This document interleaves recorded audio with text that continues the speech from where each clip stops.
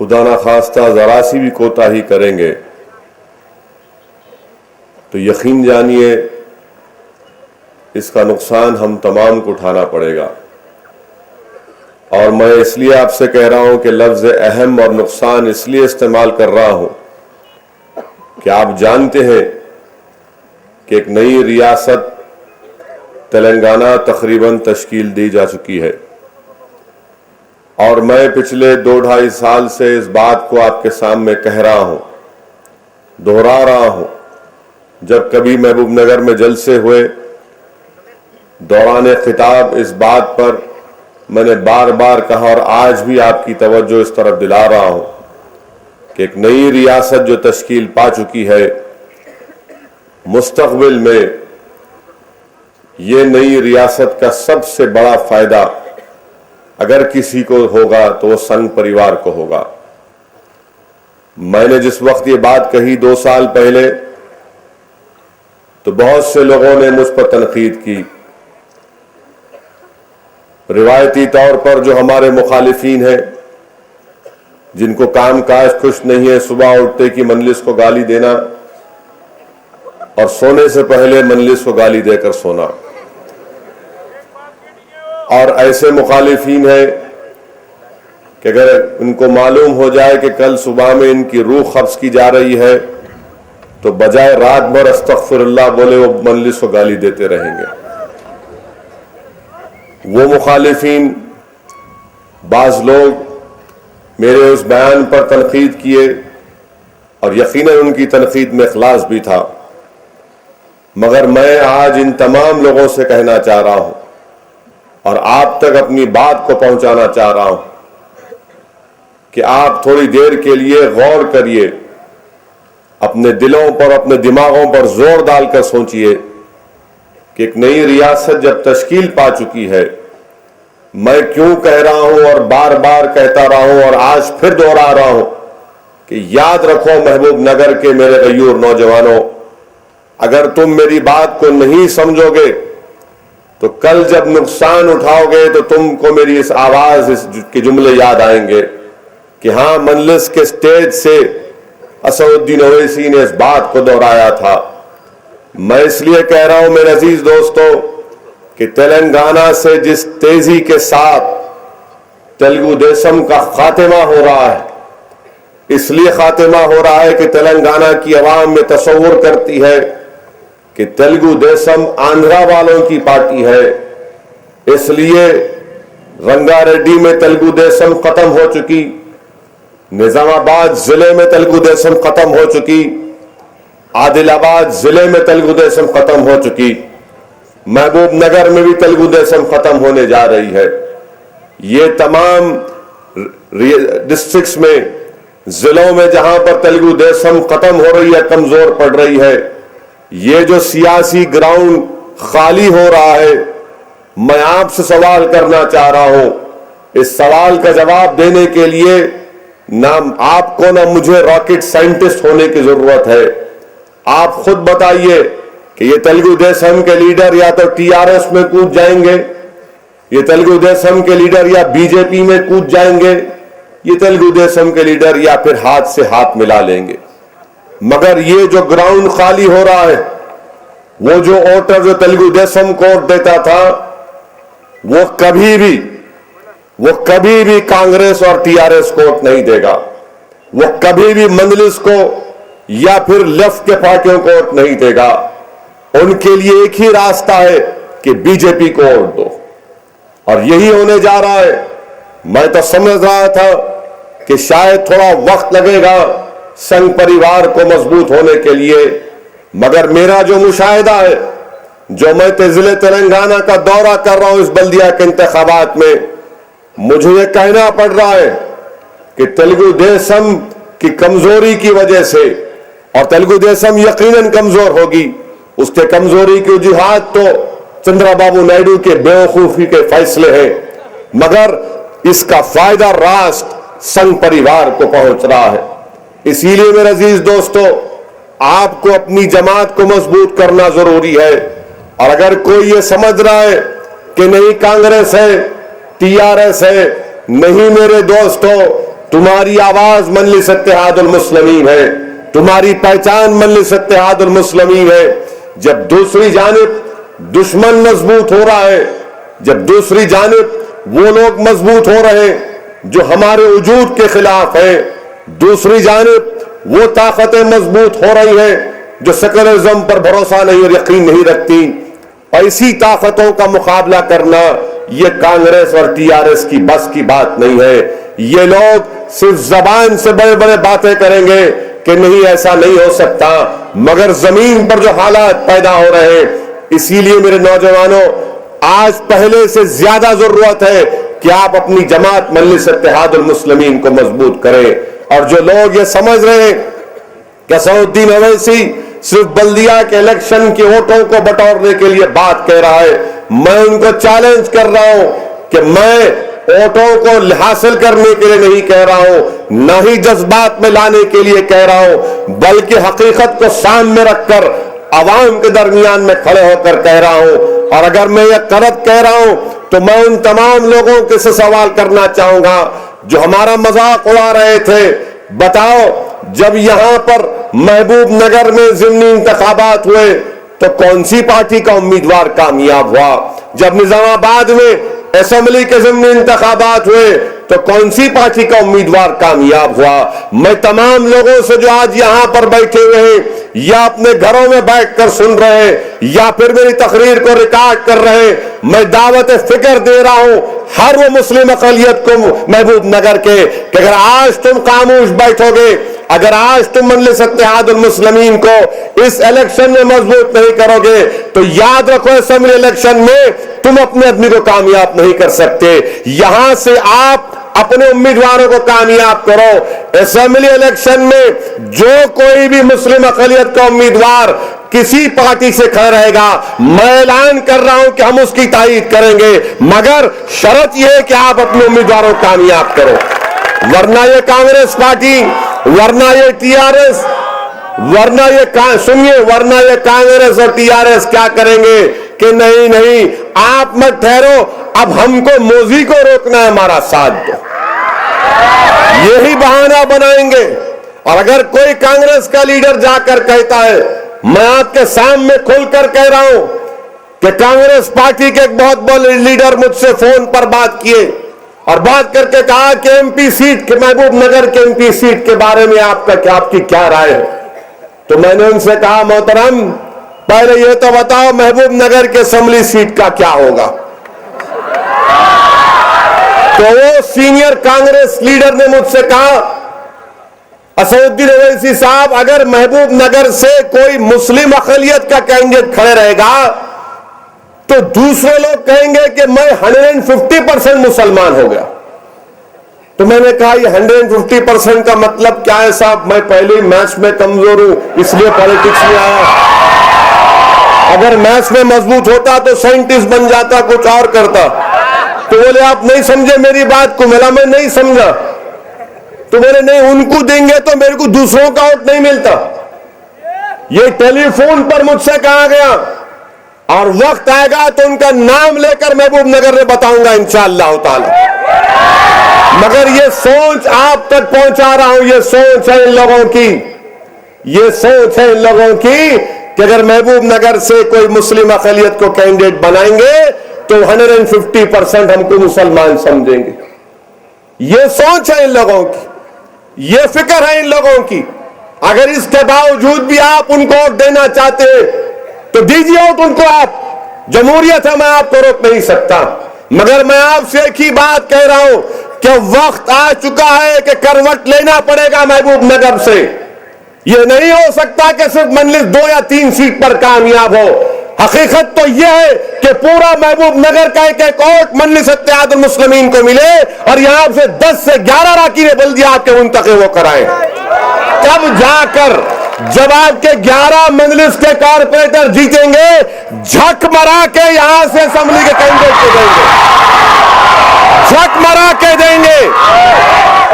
मजबूरी होगी उनकी, मगर ये क्या है, नहीं 3-4 सीट मजलिस जीतेगी, मैनेज कर लेंगे। और कांग्रेस में तो हमारे चमचे बैठे हुए हैं, कांग्रेस में चमचे बैठे हुए हैं। और इनको ये भी एहसास नहीं है कि तुम चमचे नहीं हो, उनके चप्पल के बराबर बैठे हो। तो आप महबूब नगर से अगर 11 से 12 कारपोरेटर मजलिस के कामयाब करेंगे तो यहां से किसी भी पार्टी का कैंडिडेट मुसलमान होगा, हम उसकी तारीफ करेंगे इंशाअल्लाह ताला। क्या आप तैयार हैं 11 कारपोरेटरों को जिताने के लिए? अगर आप जिताएंगे तो कांग्रेस और टीआरएस को ये मजबूरन अपने फैसलों को तब्दील करना पड़ेगा। विठल राव अगर महबूब नगर से 2009 में हमारे मुस्लिम अक़लियत को उम्मीदवार बनाता तो विठल राव एमपी बन जाता।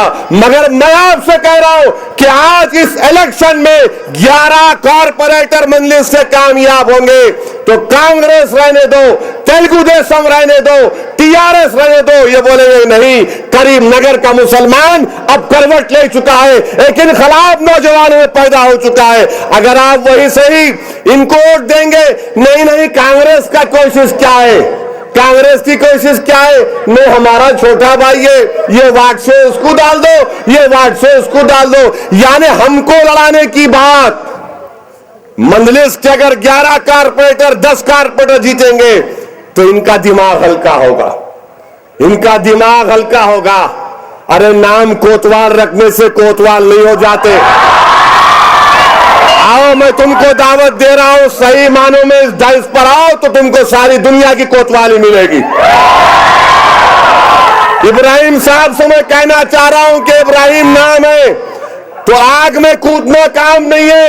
आओ प्लेटफॉर्म पे खड़े हो जाओ, हम तुमको तारीफ करके जिताएंगे, बताएंगे इंशाअल्लाह। मगर पहले अपनी जमात को कामयाब करो, अपनी जमात को कामयाब करो। नौजवानों तुम्हारा मिशन यह होना चाहिए कि घर घर जाकर बोलना कि वतन को वोट दो, मंजिल को कामयाब करो। अरे वो बीजेपी वाले बोल रहे हर हर मोदी, घर घर मोदी। क्या आप नहीं बोल सकते घर घर मोदी? घर घर मोदी बोलने वालों को जवाब दो कि घर घर पतंग, घर घर पतंग, घर घर मंजलिस। ये महबूब नगर है, ये महबूब की नगरी है, ये ना नायडू की नगरी है ना कांग्रेस की है, ये तो महबूबों की नगरी है। अगर आप मंजलिस इत्तेहादुल मुस्लिमीन के इस पैगाम को समझेंगे तो आप यकीन जानिए ये कांग्रेस टीआरएस इन सबको यहां से कैंडिडेट खड़ा करना पड़ेगा। मैं ऐलान कर रहा हूं, मैं असेंबली में नहीं खड़ा करूंगा कैंडिडेट, मैं नहीं खड़ा करूंगा, मगर शर्त यह है कि आप जिताएंगे।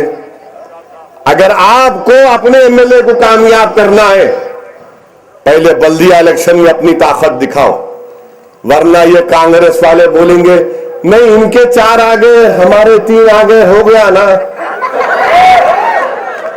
यही बोलते हैं ना।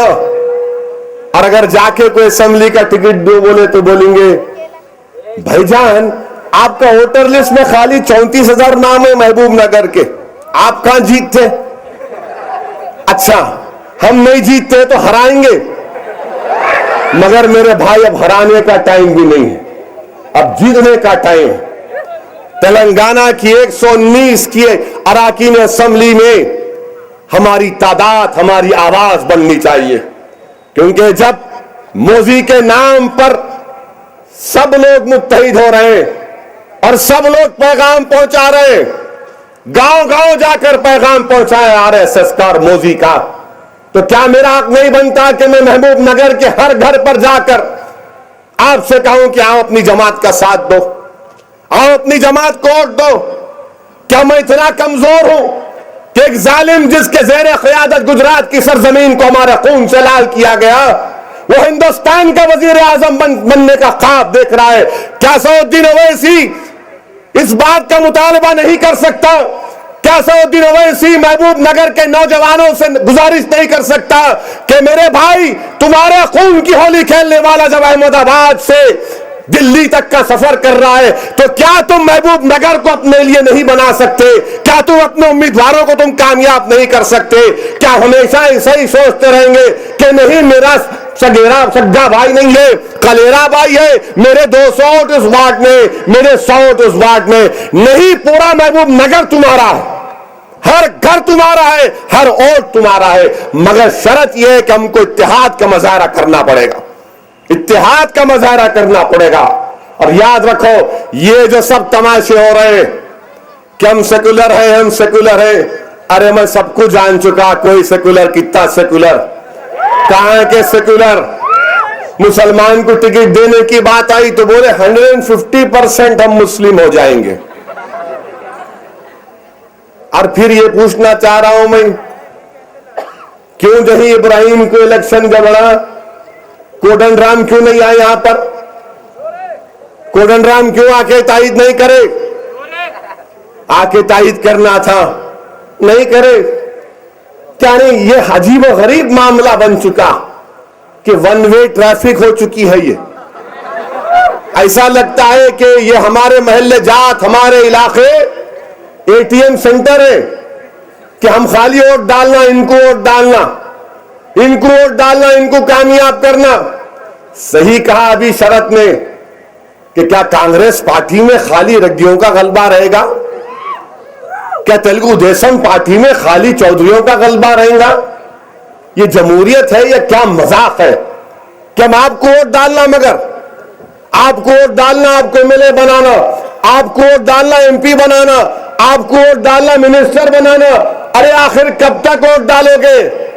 आज तुम्हारे सामने तुम्हारी जमात है, जमात को वोट डालो, कुछ होने वाला नहीं है। डरने और घबराने की बात नहीं है। जब आसाम में गड़बड़ हुई तो हम लोग वहां पर पहुंच सकते, तो क्या महबूब नगर में अगर कुछ होता तो जाकिर दौड़कर नहीं आता बच्चों के दरमियान में? तो यहां पर मजलिस सदर अब्दुल हादी नहीं आते? मेरे भाई, एतमाद पैदा करो अपने आप में, एतमाद पैदा करो, पूरा एतमाद पैदा करो, अल्लाह की जात पर तवक्कल करो और पूरा टूट तवक्कल करो और अपनी जमात का साथ दो।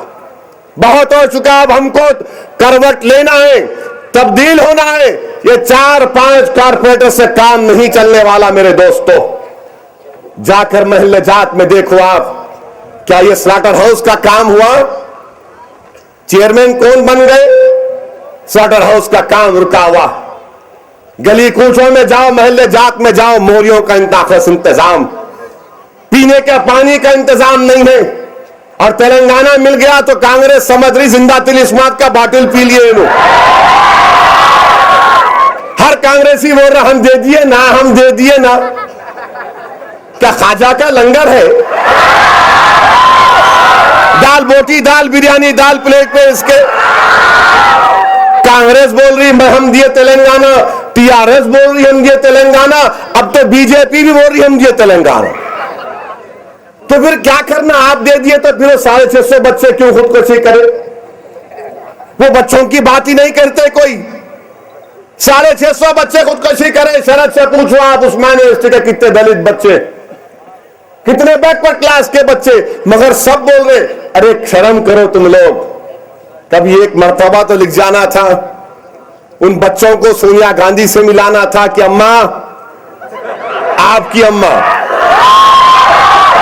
मेरे लिए कांग्रेस की सदर, इनकी वजह से तेलंगाना मिला, ये बच्चे मरे। मगर कोई नहीं लिख गए। अपने बीवी बच्चों को लिख जा रहे, अपने दामाद को लेके जा रहे,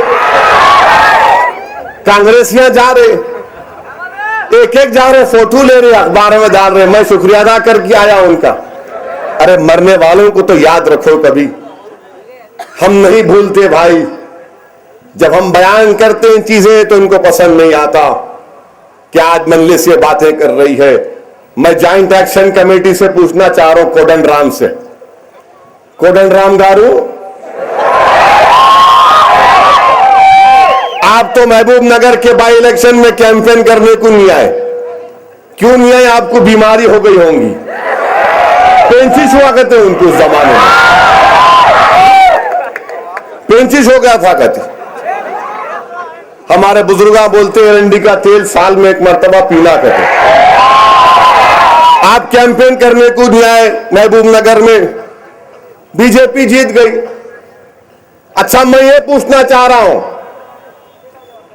ज्वाइंट एक्शन कमेटी से मेरा सवाल है, आप तो बड़े तो बातें करना, तेलंगाना आ गया। अच्छा ये बताओ मेरे को, तेलंगाना आया तो मीटम पाडू का क्या होगा?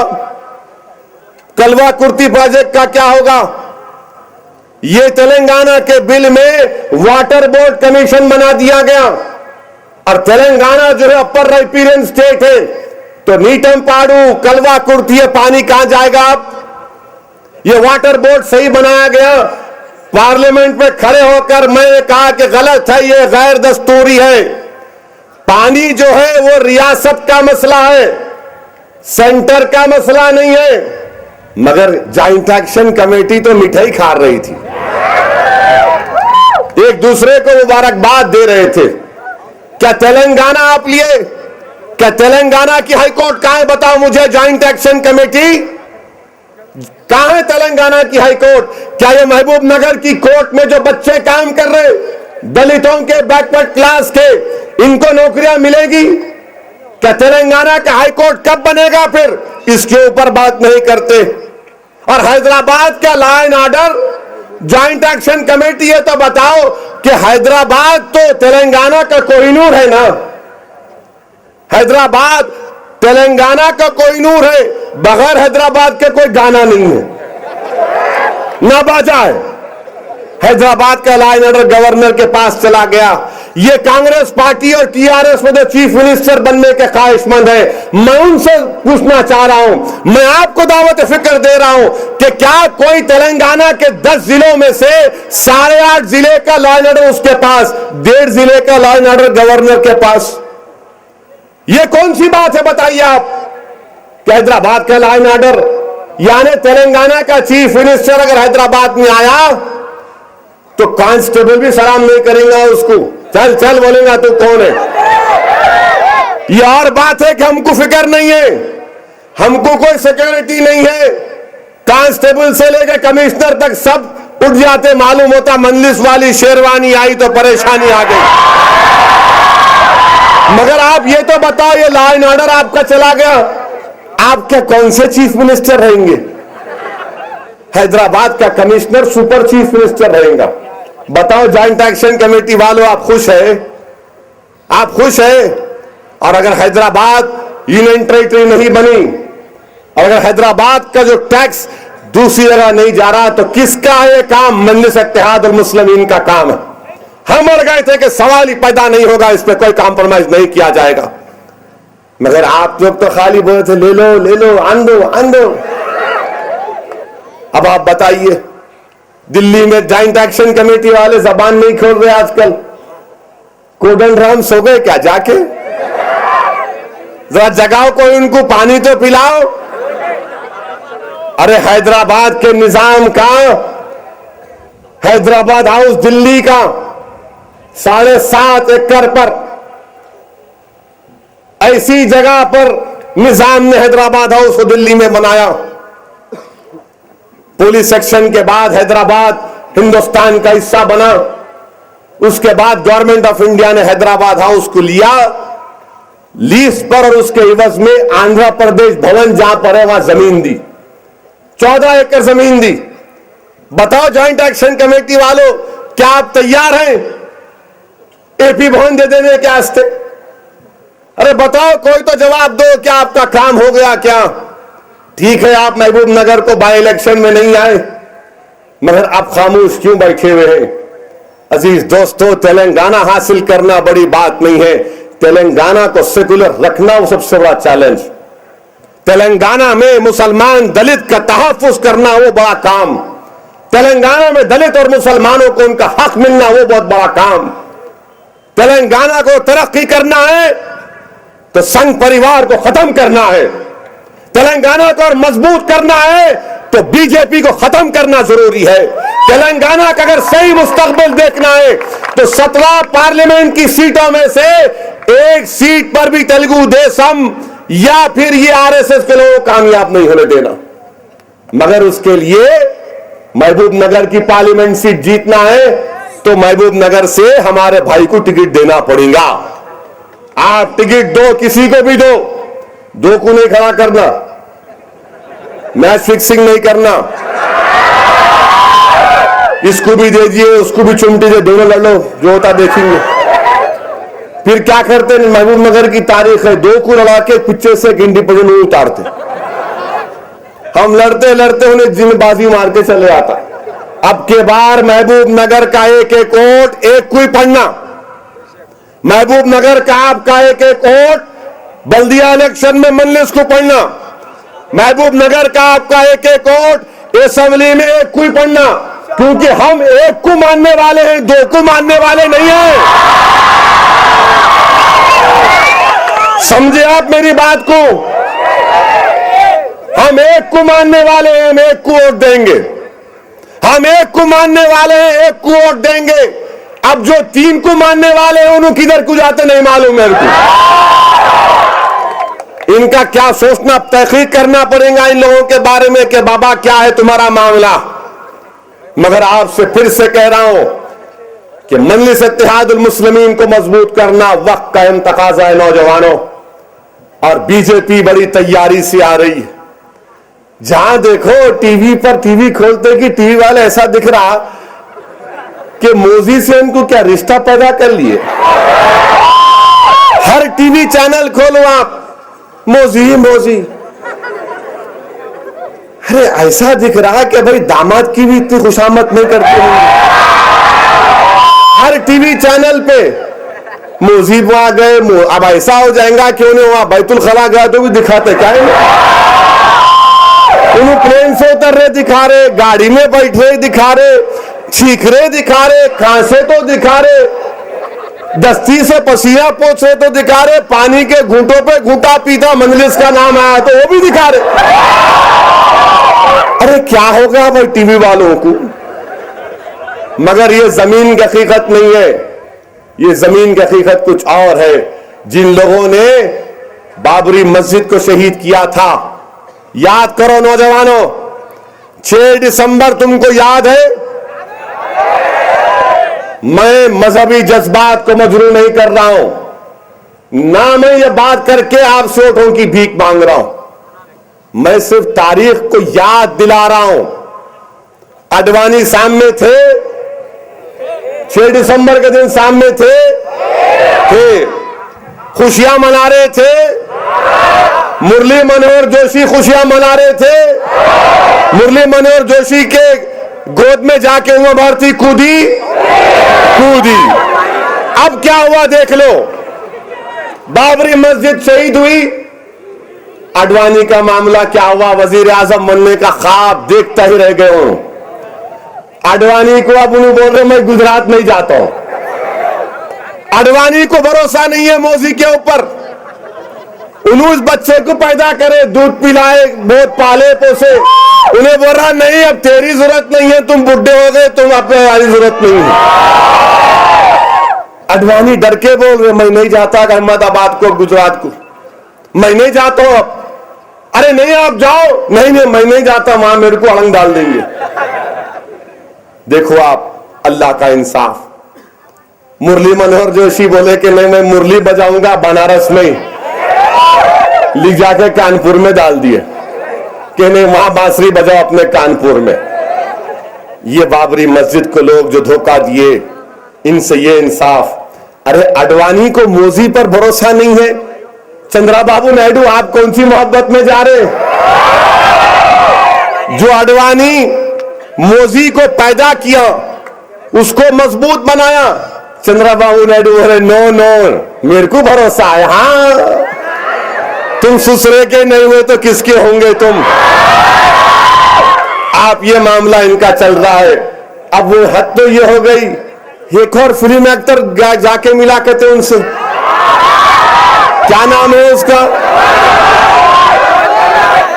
अरे जाहल बला बेकार, ये खाली पिक्चरों में एक्शन करने वाले, रियल एक्शन हीरो तो यहाँ जाकिर बैठा हुआ है।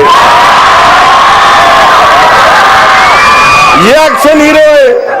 ये लोग क्या करते हैं, जाके मिला करते मोदी से, और इन्हों कहते बाल खा, इन्हों बोले तो सुन लेते लोग इनके। ठीक है आइंदा पिक्चर देखेंगे हैदराबाद में,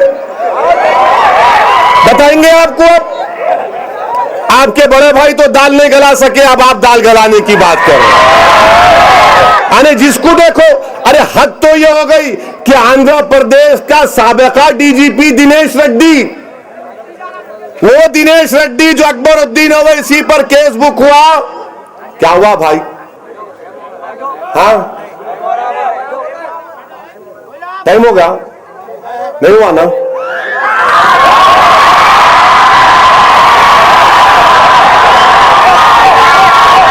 2 मिनट है।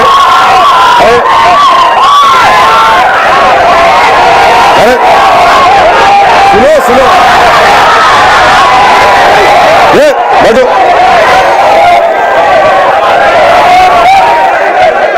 अरे उनका काम करने दो, आप अपना काम अपन करेंगे। और इतना जज्बा 30 मार्च को भी दिखाना, आप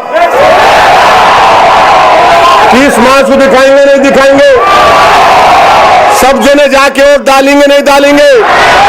महबूब नगर की हवाओं में, फिजाओं में, घर में, खानदान में, पानदान में क्या चलेगा? पतंग पतंग पतंग पतंग चलना होगा। अरे बच्चे हैं तो इनके बड़े क्या होंगे? खतरनाक है।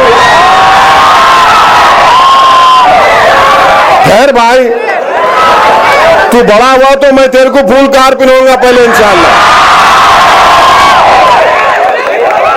इन अभी से वोट डालने की बात कर रहा हूं। तो आप लोगों का काम ये है, मैं बात को मुकम्मल कर लेता हूं दिनेश रेड्डी की, वरना बोलेंगे पुलिस वाले की बात नहीं बोले। दिनेश रेड्डी साहब डीजीपी थे जब अकबरुद्दीन ओवैसी का वाकया हुआ। अरे सुनो जी, कैमरामैन मेरी तरफ, आप लोग को बोलो, मैं बोलता हूं। आपका काम रिकॉर्डिंग करके पुलिस को कॉपी देना, एक वहां भी देना, सुन लो खाली। दिनेश रेड्डी साहब डीजीपी थे, इनके ऊपर सीबीआई की इंक्वायरी चल रही। अब उन्होंने भी ओंगोल से लड़ना चाह रहे थे। इनको अचानक ख्याल आ गया, नहीं मोदी बहुत अच्छा है।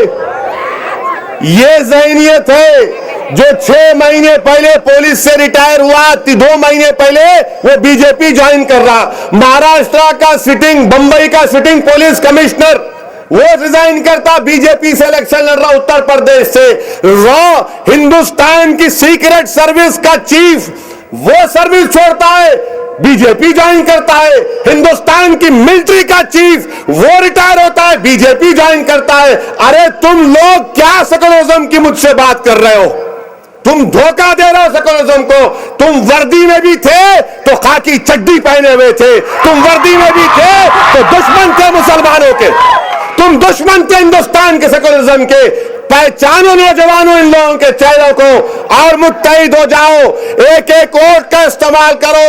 मैं तुमसे फिर से कह रहा हूं कि अब मजलिस को मजबूत करना हम तमाम की जिम्मेदारी है, हम तमाम की जरूरत है। ये जो तूफान उठ रहा है फिरका परस्ती का, जमात का साथ दो, जमात को मजबूत करो। शुक्रिया, खुदा हाफिज।